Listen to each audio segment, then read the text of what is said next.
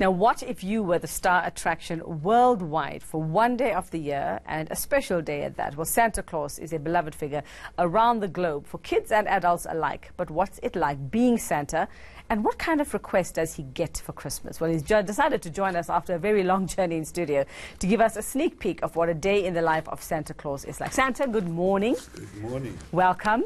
Give us another ho, ho, ho. Ho, ho, ho, Santa's in the house. You see, that was for the crew, because they love the way you say that. So, it's been a long night. Absolutely. Tell us about it. We left the North Pole earlier this morning, and now we have arrived in Johannesburg with great weather, thank God. Well, how did you manage in that suit? I mean, you left freezing conditions. What was it, minus 22 or something like that, and now you come to a heat wave. We got a Speedo on underneath that. Yeah, we got built-in Santa magic. Uh-huh. Keeps you cool. Keeps you cool. Or you've got ice packs under that suit. Okay, so I'd like to know, because everybody's putting out cookies and milk for you, how many cookies do you actually have to eat? Do you actually eat? Any idea? And how do you like, do you have to work it out? Hundreds of thousands, you know. That's why Santa's so chubby. Yeah. So we can fit through the chimney. That's Santa magic. That's Santa magic. Okay. And the reindeer, they're coping? Yes, well. They're coping well. Are they having a little nap at the moment? And now we have a Santa app, so we can see exactly where the radios tell us are. about the Santa app. How does it work? Do you know? Every kid knows when Santa's arriving, okay, because they've all got the Santa app. The most interesting request is for cell phones and iPads. Of course. So they know exactly, they want it with the Santa app. So tell me about unusual requests. What are some of the most unusual requests you've had from kids and probably some adults as well, right? You know, generally speaking, the requests are the same. There's nothing really unusual. It's what's trending, what's the latest gadgets, toys. You know, the kids are very up to date on Lego. Superheroes are very popular. But there's nothing really unusual like I want to peace in the world or something unexpected, yeah, you know. Okay, so you've been able to deliver on most of those requests this year. Absolutely. And then I'm also very curious to know about, you know, good girls and bad girls, bad girls, and who's been bad boys and who's been good girls. How do you decide? How do you keep an eye on them throughout the year? So Santa has a merry band of elves, you know, and all the elves do the research, and Mrs. Claus helps as well. So the elves have done the research, and when you arrive at the house, they've told you this was a good boy, that was a good girl, and generally speaking, they all get their gifts. Did we have a lot of bad girls and boys this year? No, they've been very good. You know, I've been in the malls taking pictures with shoppers and kids, and just to put a smile on their face, it's an amazing sense of giving, you know, and that brotherhood. So where is Mrs. Claus? What does she do while you're trekking around the world? She manages the elves. She's checking the workshop and making sure the toys are all ready. So she's got a hell of a job, you know, seeing who was good, who was bad, and preparing all the gifts and getting the workshop. So you're just the driver. I'm the messenger, and, you know. And the delivery guy. That's it. You're the I courier, deliver is what you are. the good messages and the good wishes. And the elves, tell us about the elves.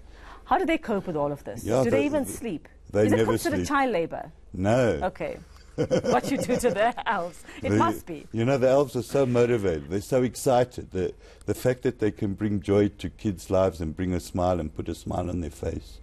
You know, and the kids, they come up to you and they're in awe, you know. The parents have prepared them. When they see Santa, some of them are so shocked, they're like dumbfounded. They don't know what to say.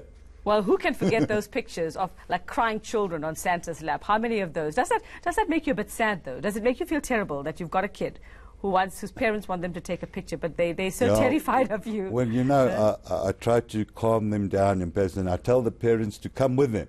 And once the kid sits with the parent and they're used to the environment, and then they acclimatize. So the parents get to sit on your lap as well? No one told me that. No one told me that the parents could sit on your lap. Yeah. Oh, you never sat on anyone's lap. I've done enough Santa pictures. I'll probably break your kneecaps now if I had to sit on your lap at this stage.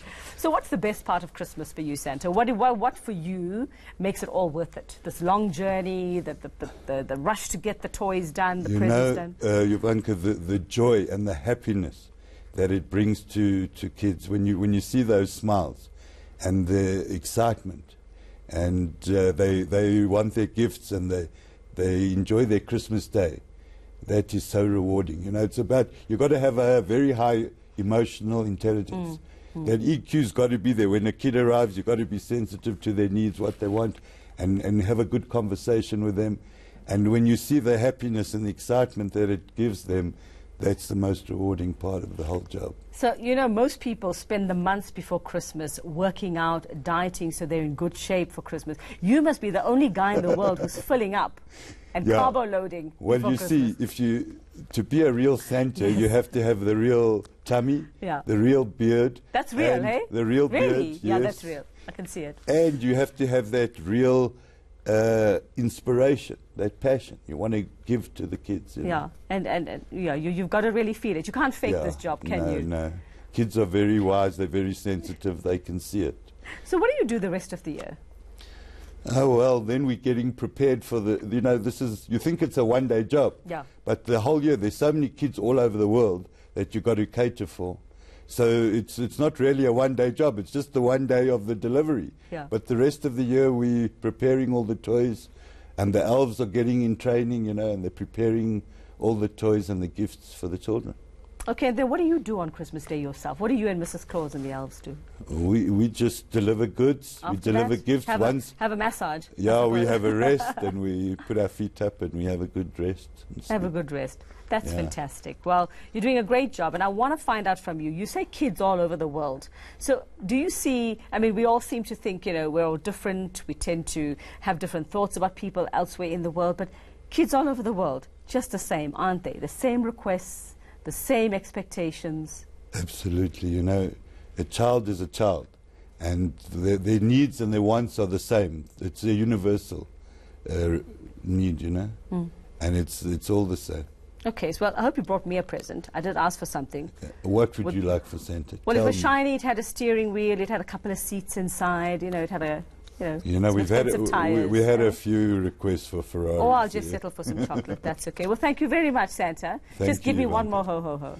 Ho ho ho! Santa's in the house. One more time.